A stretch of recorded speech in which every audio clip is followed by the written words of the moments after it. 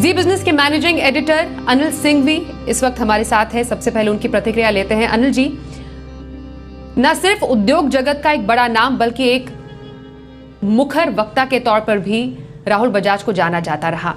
कितनी बड़ी क्षति उद्योग जगत के लिए? स्वाति, बिल्कुल इसमें कोई डाउट नहीं कि राहुल बजाज का जाना वाकई में हिंदुस्तान के कॉर्पोरेट जगत के लिए एक बड़ा नुकसान है। पर जिस तरह के विजनरी इंडस्ट्रियलिस्ट वो थे, जिस तरह के बिजनेसेस उन्होंने बनाए, जिस तरह की एम्पायर उन्होंने खड़ी की, वो आसान काम नहीं था उस जमाने में। जिस समय उन्होंने बजाज ऑटो के बारे में सोचा, उसे शुरू किया, इस बड़े लेवल की कंपनी उसे बनाया। बड़ी बात यह है कि न सिर्फ उन्होंने इस लेवल की कंपनी बनाई बल्कि उस ग्रुप को अलग अलग बिजनेसेस में एक्सपांड किया। एक और बड़ी बात यह है, राहुल बजाज साहब के सामने कई बार मेरी उनसे मुलाकात हुई। वो सही को सही, गलत को गलत करने में कभी हिचकते नहीं थे। ये उनकी सबसे बड़ी ताकत थी और ये उनकी सबसे बड़ी खूबी भी थी। नहीं तो उस जमाने में जब सारे बिजनेसेस पॉलिटिशियंस के साथ में सांठ-गांठ करके चलाए जाते हैं, जी हुजूरी करके चलाए जाते थे, तब राहुल बजाज अपने दम पर कारोबार करते थे। और अगर कोई भी किसी भी लेवल का राजनेता हो, कोई भी फोरम हो, किसी भी तरह की एसोसिएशंस में वो बात कर रहे हो, वो सही बात कहने से हिचकते नहीं थे।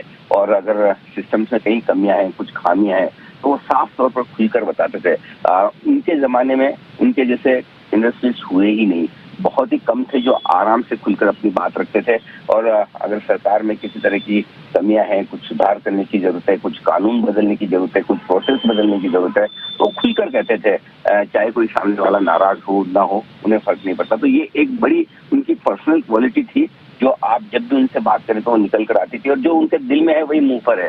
कभी वैसी बात नहीं की उन्होंने कि सोच कुछ रहे, कह कुछ रहे। एक ये बड़ी चीज है। दूसरी एक और चीज है जिसकी वजह से मैं राहुल बजाज साहब को बहुत पसंद करता था, वो ये कि कई सारे हमने पुराने कॉर्पोरेट घराने ऐसे देखे जो एक जमाने में बड़े बुलंदी पर थे, उसके बाद धीमे धीमे किसी न किसी वजह से फोकस हटने की वजह से वो खत्म होते गए।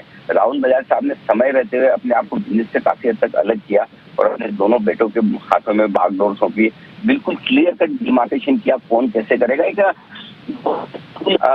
पार्टीशन जिसे कहते हैं आप परिवार में हुआ हो, और उसके बाद दोनों बेटे उनके बिजनेस को, कारोबार को आगे बढ़ाएं, ये अपने आप में एक बड़ी बात है। तो आप देखिए कहाँ एक बजाज ऑटो कंपनी हुआ करती थी जो बड़ी कंपनी के तौर पर जानी जाती थी। अब न सिर्फ बजाज ऑटो बल्कि बजाज फाइनेंस और बजाज फिंसर्व, दो और ऐसी तगड़ी बड़ी कंपनियां बनी ग्रुप से, उनके परिवार से जो छा गई।